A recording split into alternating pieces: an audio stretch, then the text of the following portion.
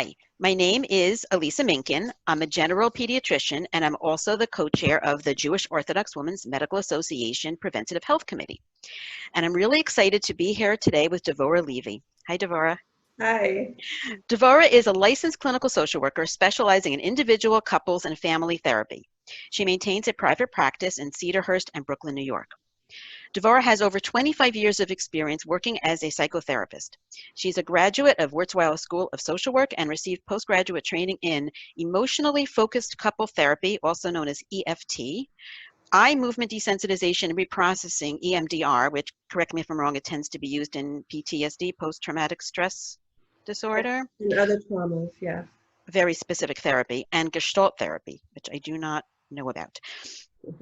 Among her areas of expertise are marriage therapy, dating coaches, and working with parenting issues, anxiety, depression, trauma, and grief loss. In addition to being a prominent relationship therapist, Devorah has presented at national conferences and to general audiences speaking on the topics of marriage, dating, and parenting. And I've heard you speak, and you are amazing. And I thank you so much for doing this with me, especially on short notice. Thank you. So I'm going to just talk a little bit more, and then I'm going to give you a chance. The reason I'm doing this talk, which I'm calling First Surviving, Then Thriving, Parenting in Stressful Circumstances, is because I did a talk, which I'm going to post at the same time, with Rabbi Ben Shushan, who is a certified substance abuse counselor. And our topic was trying to strengthen your child against substance abuse. I can say preventing, but the problem with that word is I don't want to instill guilt in either people who are already dealing with this or are under many other kinds of stress. I could list them. I mean, we're talking about parents with mental illness, siblings with mental illness, siblings who already have substance abuse. You can go on and on. I don't know how many families actually don't have at least one of these issues, which we often refer to as risk factors. What are you supposed to do about that? If you're in such a situation, you should not feel disempowered. I don't want you to feel additionally guilty. And so I'm adding this talk on. And I feel, as a parent of an adult daughter with developmental and mental health challenges, I don't want people to feel worse. One of the hardest parts of what I call challenged parenting is to feel alone and isolated.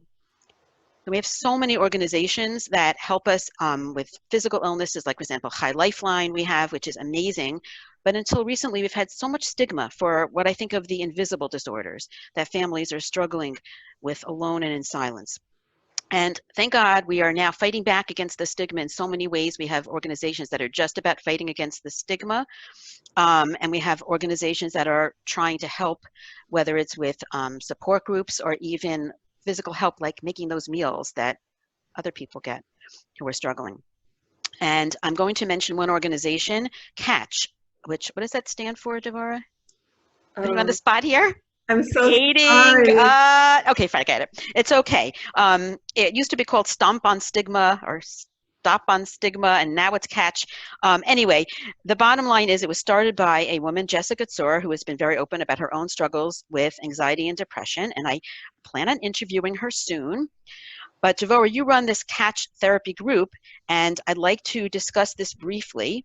And then I want to focus on what parents can do when their families are going through challenges to first survive and then thrive. You know, originally I was calling it thrive and not just survive. And then I realized that for many of us, surviving is a triumph.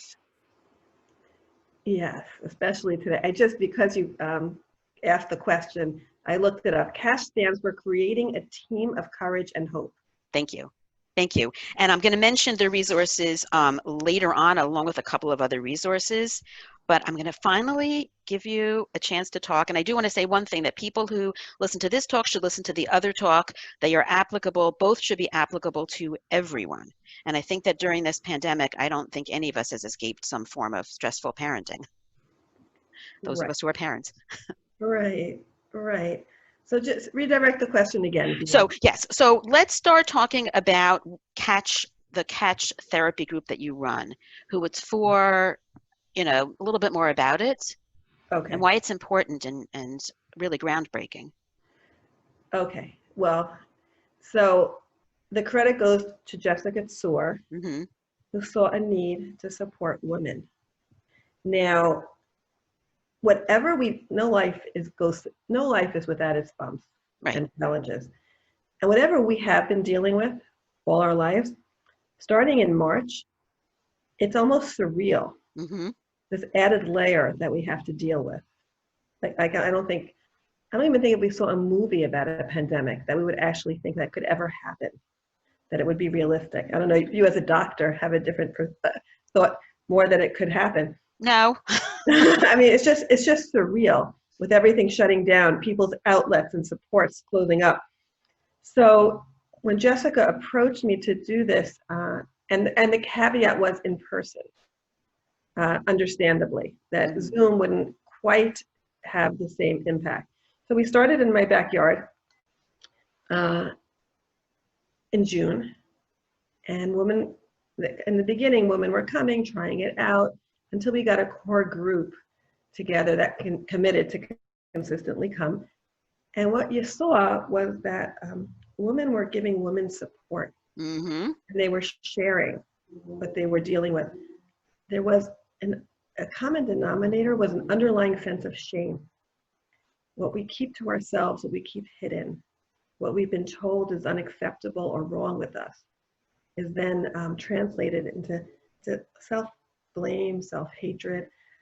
And to be able to share those parts, to hold up the shame, had an incredible impact, both for the group, because I can hold my shame and I think I'm right to hold my shame, but I look at you talking from shame and I'm like, you're beautiful, you're whole, you're like, of course you're going to struggle with that, because we all do. So I look at you, I say, why should you feel shame? And then I hold up my shame and I get the same feedback. And suddenly, it's not a deep, dark secret. It's not a dark closet, and it dissipates. And bonds and get created, connection.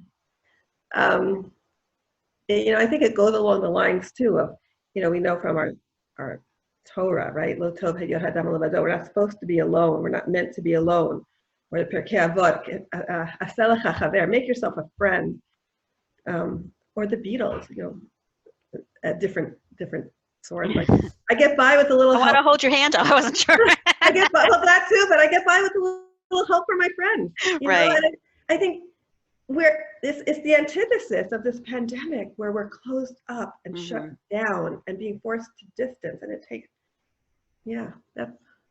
That's why I hate the term social distancing and prefer physical distancing, because even if you're not physically with someone, you can still be close to them. And I know you can say it's better to be in person, but it's not impossible to connect to people even when you're not physically in the room. Absolutely. Absolutely. And I think the worst thing is to struggle alone. Yes. I went to a different organization. I think it's called Refuat Hanefesh. There's an organization that's just about removing stigma, and they had a meeting in Young Israel, and a woman from the community stood up, and it was so brave of her, and she said, and I really don't want to trigger anyone with this, but it's a very powerful statement. She said, I wish my kid had cancer, because if my kid had cancer, I wouldn't be alone, and I would have all the support like High Lifeline. And that was one reason, that remembering that statement, because actually in the talk with Rabbi Ben Shushan, he talks about a parent who says that. And then he says, yeah, the mother said, so I'd know what to do. And I'm thinking, no, not just so you'd know what to do. So you wouldn't be alone. So you wouldn't struggle alone. Right. So I think that the difference with this support group versus many others is that one of the greatest stigmas is mental illness. So just to speak to that, it's invisible, it's amorphous. Mm-hmm. It kind of like, you look at a person and say, like, just get out of bed, or like, stop worrying about it, like, just move on. And it's not a choice. If you're suffering with depression, or you're suffering with anxiety, it's not so simple to just move on. And then I think people have a hard time with that. The other piece is, I think people might be a little nervous about mental illness. There but for the grace of God go I, right? So we can all tap in. We all have pieces. Most of us know what it's like to feel depressed or to feel anxious, and to see someone further along on the spectrum that's not functioning as well. I think it could scare us. Mm-hmm. So that might also be a part of it. But you highlighting this issue and bringing it to people's attention is doing something so incredible, in that let's open up awareness. Let's be sensitive to our neighbor, our girlfriend, our sister who is suffering, right? And learn tools to give them, to be able to give support without feeling drained ourselves. Absolutely. And also there's the concept of putting on your own oxygen mask first. The reason that we're talking about this, even though we just talked about substance abuse, is, you know, one of the concepts we talked about in the other talk is to be there for your child, right? So if you're having struggles as a parent, right, or you're having struggles with another child or that same child, right, I think one of the first things you have to do is take care of yourself, Right. right? And there's many ways to do that, but for some women it will be a support group, Right. right?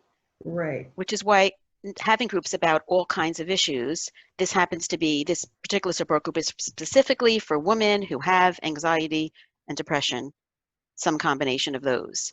It's not for parents who are dealing with a child with mental illness. It's not for parents who have substance abuse or a spouse with it. There's so many other things that there can be, but one way of getting help would be having a support group, right? But there are others. Right. Right. So I like that you're using the metaphor of being on an airplane and we're Hmm. able to put on our own oxygen mask before helping our child so that we don't Hmm. pass out. Right. And there are some women who have a really hard time with that type of self-care. Hmm. Uh, and that's what it is.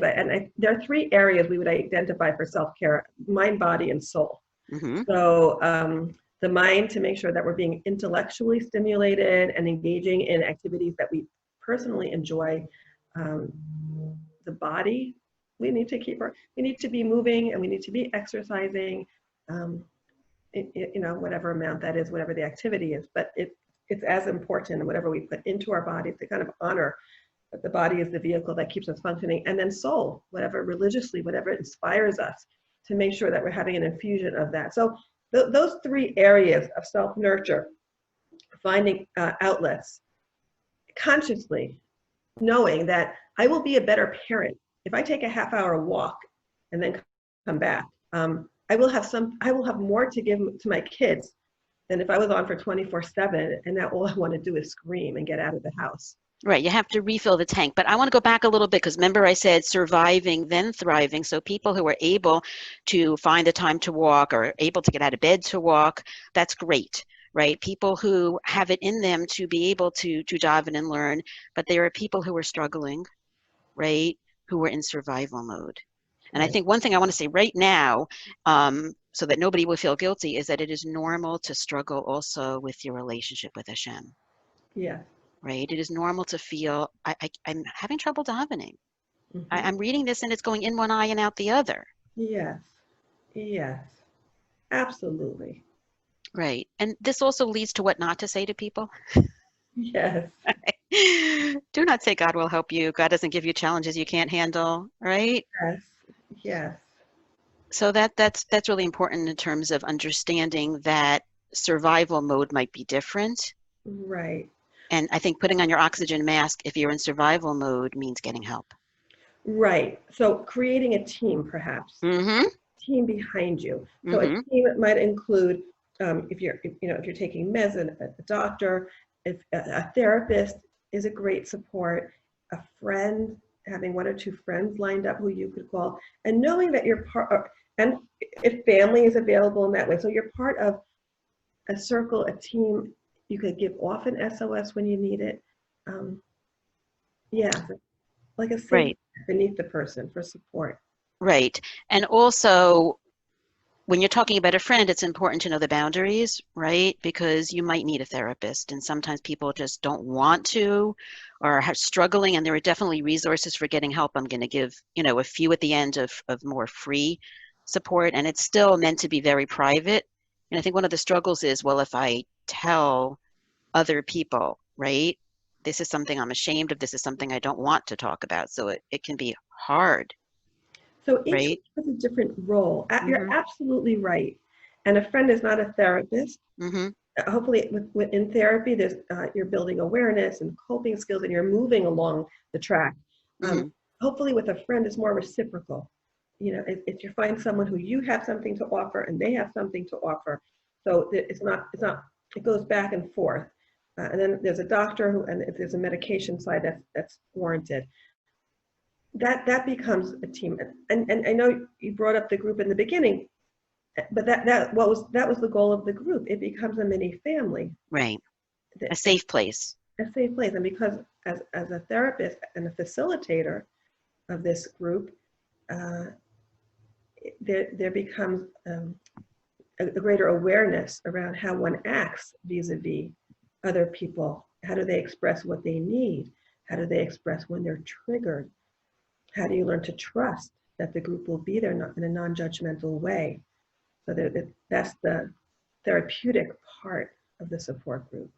Right, and this support group is really not group therapy. I just want to clarify, a facilitator is not the same thing as a therapist. Maybe you could explain. I spoke to Jessica a little bit about this, and I said, so it's group therapy, right? You could have individual therapy or you could have group therapy, but this is not group therapy, correct? Or is there no distinction? I don't know. So, well, I'll tell you how I view myself in this group, and then you can, as a facilitator and encouraging others to support and being really mindful of what's coming up interpersonally, and then working to increase insight and provide psychoeducation. So that's the kind of group it is. Is there a difference though between, is there such a thing as group therapy where the therapist is actually trying to be therapeutic to the individuals within the group?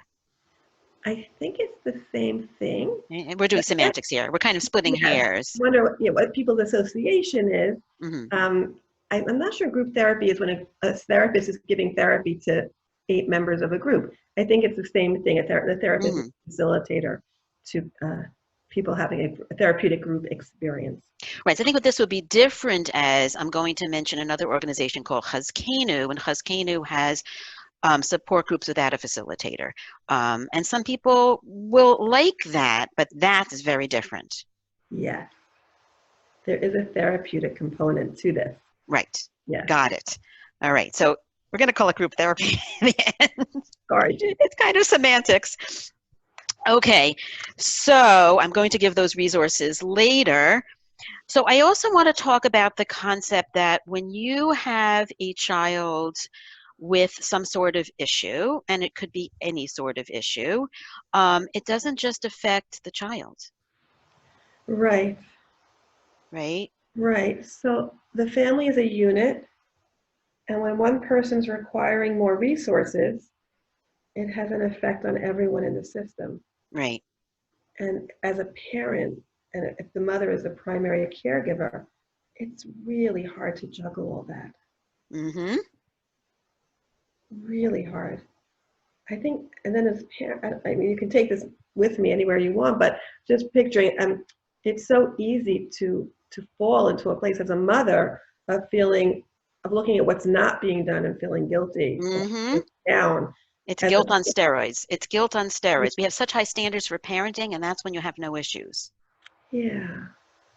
Yeah, as opposed to recognizing how challenging when one person is requiring so much more resources from you, from the family system, and it impacts children down and children aged up. And then, the primary caregiver juggling all that. It's so hard. The goal is to be good enough as a mom. Yes, I love that good enough mom. Get it right 51% of the time. We're doing really well. So, right. And if you're in survival mode, you may need to just supplement your role. You can say your child needs a mother, but first you have to have a mother. Right?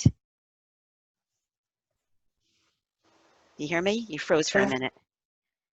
I hear you. Can you hear me now? Now I can hear you. So I said that, a child may need a mother, but first the mother needs to be a mother, that she needs to be a human being. That's the self-care. Right. So different women will need different amounts. When you say self-care, I imagine I'm going to walk and I'm going to the spa and I'm going to take a night out for a shear. I'm talking about women who may themselves be challenged, either because they themselves have a challenge or another child in the family or multiple children have challenges. And those families need to not be ashamed or shy to reach out and get help to augment their role. It can be a mentor for their child. It can be a family in the neighborhood that, has their kids over more often. I don't think that that should be something they should be ashamed of saying, that right now my tank is just empty.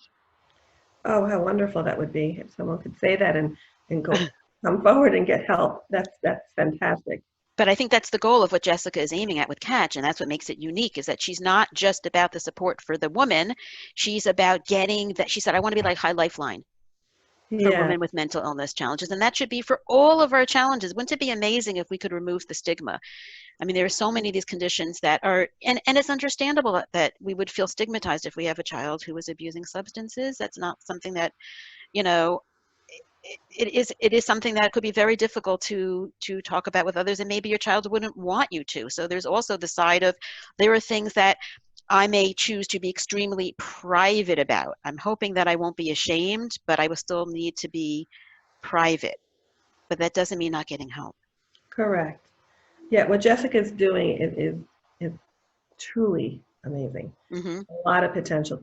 It's in its infancy stages. Right. Be It patient. There's no website yet, guys. I've tried to find it. will grow. Yeah, Just started on Instagram. yeah, There's a phone number. She gives her own phone number, and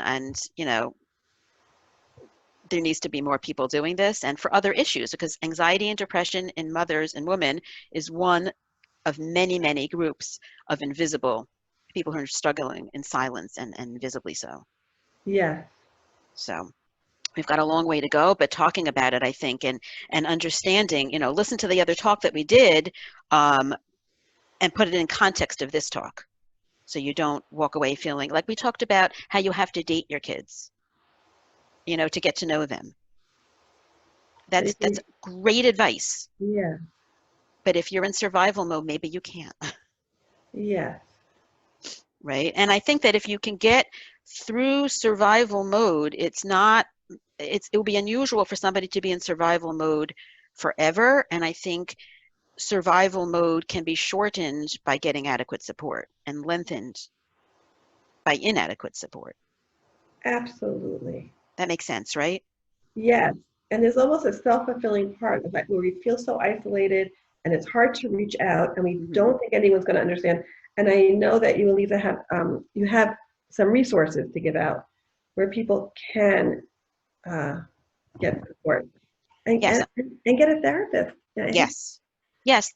Some people really do best with individual therapy. Some don't. For some people, talking about what's struggled, I'm taking time out and I'm talking about what's painful makes me feel worse. So I think everybody is different. I think it depends on the individual, yes. right? Some people prefer group therapy. I happen to have been the support group queen. With my daughter with her issues, every issue she had, I had a different support group. For me, that worked because I wanted to talk to other parents. I wanted to learn them not alone. I Mhm. wanted to learn the tips that they had, which is why being in an unfacilitated group can be helpful too, Yes, right? yes. Initiating that if you have a common ground with other women and reaching out. Hmm. Absolutely. It's like you find your own normal. Like, I think you feel like if you're not reaching out to others, that you're just not normal and everyone else is normal. And you can find your own normal. You just have to find your right support group. Yes. And create it if it's not out there. Right. It's Put it, true. It's true. And you may find it online. You may decide you want to be in an online support group for not from parents, because there isn't one for from parents, but there is one for not from parents. I will say, I don't know when your podcast is coming out, but we have one group that's full in that we have a certain number, and the women are consistently coming, and so we closed it off. But we have a second group now that is half full. Hmm. So there's open spaces uh, for now, maybe for the next few weeks, and anyone wanting to join should contact Jessica. Let's say this group does close up because we hit the max, then I'm sure Jessica would put together other groups too, if she. Right. And we say groups again, we're talking about groups for women with anxiety and depression specifically. We're talking about in person. This one you're talking about is in West Hempstead, Long Correct. Island, but there's also, and I think Borough Park. There's several areas. She's got Yeah. it moving in a number of areas in Yeah. person. Yeah. And I'm going to mention Chazkenu as well. Um, so when would you know when you need to get help? How would you know the difference between this is something I can talk about with a friend and this is something I need to seek help for, putting aside support groups? Although Putting that us. might give you a good clue though, because if you're seeing other women, and that may give you the context of I'm struggling more than they are, even though we're in similar situations. So, okay. So in terms of the benefits of a support group, I think I don't know anyone who would not benefit. Hmm. Again, I don't know anyone who has a picture perfect life without a speed bump. So um, there could be, I mean, they could be formed around different issues, but there's everyone who can use a support group, just to say that. In terms of when to get help, um, it comes from how you're functioning and Hmm. how you're coping. And if So, you feel that most of the time you've got it, you're on top of what you need to do in terms of your own family and yourself, that's pretty good. And if more than half the time you feel like you don't have it and you feel a sense of despair or you feel a sense of doom, impending doom, if your body can't relax, then it's time to reach out. We don't have to suffer today. right. We're very psychologically aware. In the olden days, everything was kept hidden and buried and not talked about. But today, there's such a wealth of psychological wisdom. We've come a long way. So we don't have to, we can process, we can evolve, we can find how, I have a psychodynamic lens.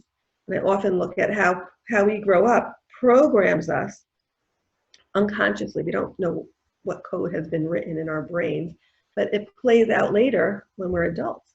Hmm. And we develop core beliefs about ourselves that we play out, and we're not even fully aware of what they are.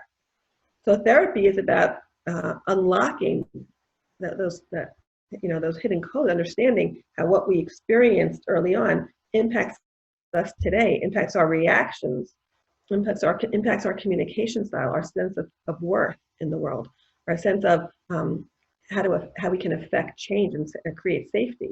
So addressing that psychologically opens up a whole new reality in terms of how we live, right?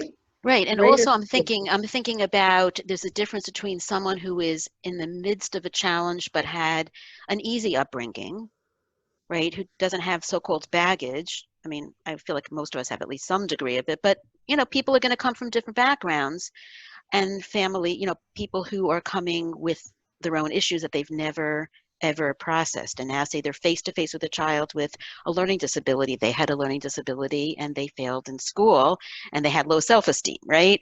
So I think that also that's a good time to go get maybe individual help because a group therapy is not the place, Yes. right? Yes. So the group part is not going to be, it does not replace, it doesn't have enough of an individual focus. It Hmm. has more of creating a community, a micro community with the benefits of that, not necessarily the depth of individual psychotherapy. Right. Or even realizing what I went through is affecting my ability to properly care for the struggle that I have now. Right. So I think that that's really important to differentiate the two. And in terms, Yeah, and you're also mentioning, so, let's say, as you say, I really grew up in a functional home, and I did my path, and I did what I was supposed to do, and my life has been okay. And now I hit this, I have a challenge in my family, and now I feel like guilty and stretched, and maybe sometimes hopeless, right? So it does. mhm. So then the work is right there, right? First, I'm getting all the resources you can to deal with Mhm. what you're dealing with, um, and strengthening that relationship with yourself. Keep developing. That's an ongoing. I think it's a lifetime process to Mhm. develop ourselves, a sense of self and who we are. Uh, but that's a wake up call to kind of like pay attention to that relationship. Right. So saying is even if you don't Intentionally. have issues in your past, just this particular stress you may not be able to cope with it Right. And it may not be enough to be in group therapy, right? I think it really boils down to those old frequency, intensity, duration, right? Like if you go into group therapy, you have to have at least some ability to work within a group. You can't Yes. dominate it. You can't be too needy, right? Right. Right. Well, right. Or it would be worked on there. It would be worked on within the group. Right. You would Right. get I mean, some it's right. It just, if you go to a group therapy and you find I'm coming out of this and I just feel worse, and it may not be enough. It's fine to go and seek individual yes, therapy. absolutely. And in fact, what the women are told in the very first session is that group therapy does not replace individual therapy. Right. Right. And also, not everybody wants to go to a group. For many people, they're private people. These are issues. It's not simply a matter of stigma. I'm ashamed. It may also be, I feel this is too private to share with anyone else. Yeah, I hear that. There has to be Right. a high level within the group. There's also a confidentiality clause that Hmm. people sign. Within the group, there has to be a level of trust. The private part, I worry, can get people stuck from getting help. So if someone says Hmm. this is very private, I want to see an individual therapist, that's great. If someone Hmm. said I'm very private, I can't talk to anyone, That's I a would problem. be concerned. Right. How Right. that I would, was pointing out that somebody may choose never to go to group therapy because of their own personality and being more of a private person. yes, If but they there's don't no, tell anyone, that's a problem. right. So, and another thing that I've seen is where there is a relationship with a friend where they sort of are, I don't want to say using their friend as a therapist. I don't think that they realize it. And I think it's also as a friend, talking from the perspective of, the friend also has to realize what are healthy relationships and what are not. And that kind of brings up the whole codependency, which I should just glance at. It's really a whole separate topic. Right. So the best friendship, also so that the person who's receiving help can feel okay, is a reciprocal friendship where you find Hmm. someone where you have something to contribute to them and a way to support them, and they have a way to support you. It doesn't have to be the same way, Hmm. but there's an exchange of support. When it becomes one-sided, I don't. There's a potential to feel burdensome on one end and then shaming on the other end because no one wants to feel like, they're only being um, given to. So Hmm. that finding that right relationship is important. So what would you say to someone who was a friend and says, you know what, I think I'm in that kind of relationship. I think my friend needs to get help of some kind. What could that friend do that would be helpful? Okay, so I'm giving you a hard question. It's not easy, no, it's but not it's hard at not an all. uncommon scenario. You're touching on my relationship work. So the best form of communication, I call it, is the ability to hold two realities, Hmm. right? So the ability to articulate what it feels like for you and what it feels like for your friend, or vice versa, your friend first and you, and hold both at the same time as valid.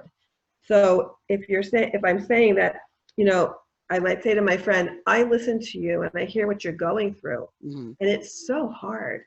Like this kind of stuff that you're dealing with, I wish you didn't have to deal with this, and I feel for you. And at the same time, okay, now I'm switching to my reality. I, there are times I feel that it's beyond my scope of ability to help you, beyond my skills, and I'm left feeling frustrated, or I'm left feeling like unhappy, sad with you. So, okay, so that's your reality, which is I see you suffering, and my reality, which is I don't know, I don't know if I can actually do this help by myself for you and make a difference.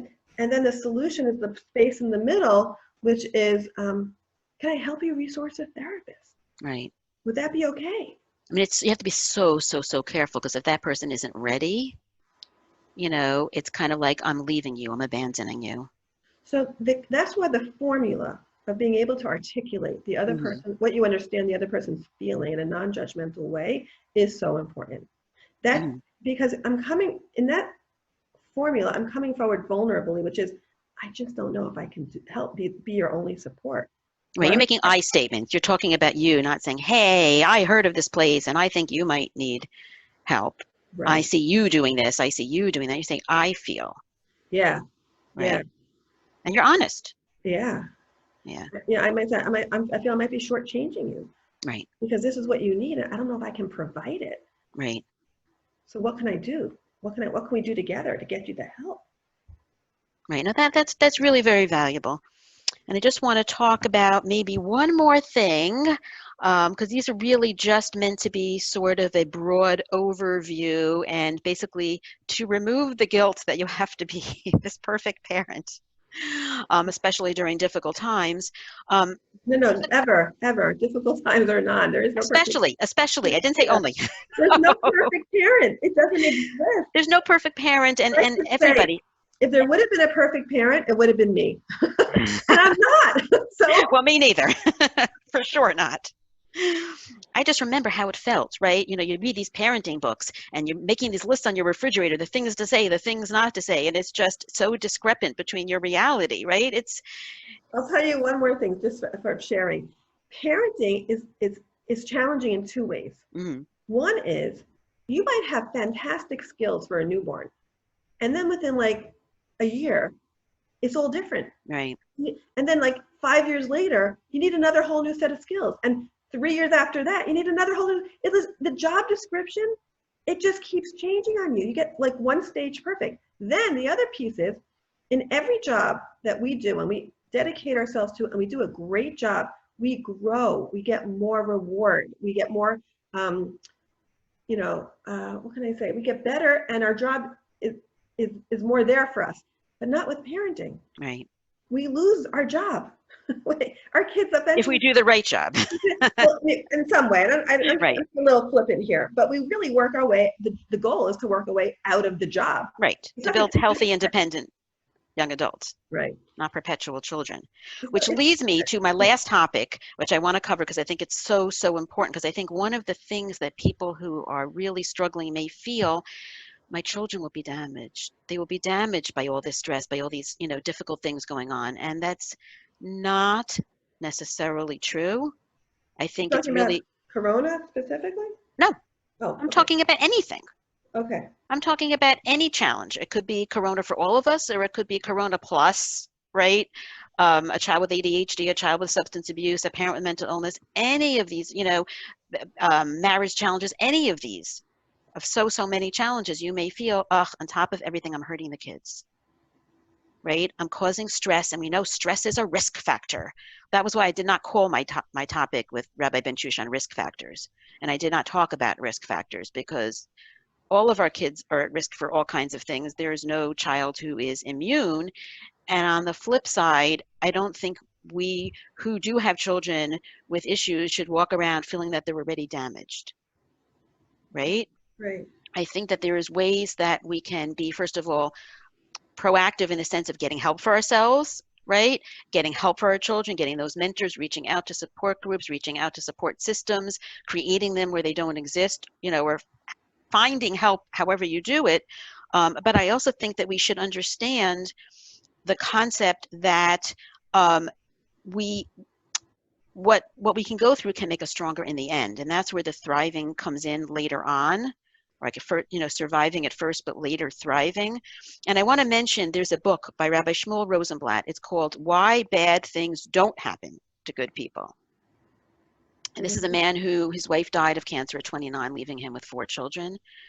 And this was, I think, written pretty recently, and it talks about the concept of resilience. There was also a very, very good article. That's how I learned about this book. Alexandra Fletcher wrote an article in Mishpacha magazine called Building Our Resilience Muscles. And there's a concept that, we can grow. It may not happen immediately. I originally entitled the talk Thriving, Not Just Surviving. And someone wrote in a letter to the editor, a psychologist wrote a letter to the editor about this article saying, please do not leave the impression that we should be thriving in the midst of stress. Surviving can be the greatest, the greatest triumph. And that's relevant, I think, for all of us who are struggling. And I just want to end with the resources, besides thanking you so much for doing this. Can I just say one thing? Yes. No. Yes. So one mantra around parenting Mm-hmm. It's never too late. Right. You did something, you feel it wasn't your best game, your best move, your best response, always room to repair. Mm-hmm. Oh, I live by that. It's never too late. Okay, that's one piece. The other piece is there is a lot, which piggybacks what I said earlier. There's a lot of psychological material on communicating, understanding kids, um, understanding your own reactions, and if you find yourself in a place that doesn't feel comfortable vis-a-vis your child, or you have a child that's particularly challenging for you and you feel yourself getting depleted, like you have been saying throughout this hour, get the help. There's no reason today not to get the help. There's like little tidbits. Even we talk about holding two realities with a friend. We can do that with a child, and the child's response, it often melts. It just takes away all conflict in the interaction. So I just want to, as you're talking about that, I just wanted to add. Right. When you say hold to realities, I want you to explain what you mean by that with children, because you explained it for adults. I think I know what you mean, but I'm not sure. I'm passionate about this. Give me a scenario. You have a child who is currently using substances, illegal substances. Okay. So hopefully the child can get help, also help to figure out what's going on, and it might even need an addiction specialist. Mm-hmm. But my reality, I want to understand the child's reality. Mm-hmm. There's multiple choices for that. The child's reality is, look, I know it feels good to get high. I know that your body now is acclimated to it and maybe even craving it. I know you might even get sick if you don't use it. That's one choice. I know that your friends are doing this. I know how important it is for you to feel like you're part of that crowd. I don't know what the reality is, but the child has a reality that we can actually step back and say, huh, that makes sense. And then I go to my reality, which is, I'm scared for you. Right. My heart breaks watching this. And at some point, it's that space in the middle, like, is there something that we can do? Is there something that I can do to help you? Is there some help you live a healthier life? And is there something you can do to help me not be so worried and in pain, pained by seeing that something self-destructive will happen? So that's the two realities, as opposed to saying you got to stop and what's wrong with you and what do you think is going to happen if you keep doing X, Y, Z? I'm not sure how a child, an adult, we're talking probably about an older child, will react to that. But once we spell out, like, or if we don't know, we can always ask, what is it doing for you? Why the pull? What do you think is going to happen if this keeps going on? Are you worried for yourself? And then I listen, I gather my information, I say, so what you're saying is, it does really feel good, and you can't imagine not using now. And I'm like, I'm really worried about you, but are you saying to me, I need to accept it? Can I also find a way to keep you safer? That's the middle ground. Right. Accept more, but find a way, so you let me know where you are at 11 o'clock at night, or, I don't know. Right. You're giving a way to reach out to the child where they are as opposed to where you wish they were. Correct. Right. Which is so important, which is what the other talk was about. But I wanted to expand it to, the whole range of challenges. So I'm just going to thank you so much for doing this with me. I just want to give these resources. We mentioned Catch. You can email Jessica at info@catch, CATCH, support, SUPPORT.org. You can also call her at 347-433-4742. Chazkenu, which we mentioned, has online and phone supports.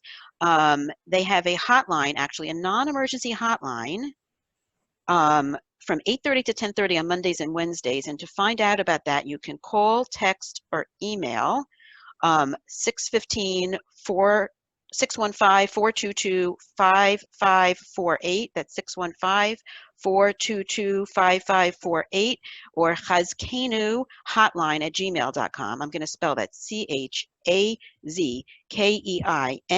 hotline at gmail.com. And their website is Chazkenu, which I spelled already, .org. There's Amudim, which was started for dealing with substance abuse, but is now branched out to all the so-called related issues. They do eating disorders, they do all kinds of things. Amudim, AMUDIM.org.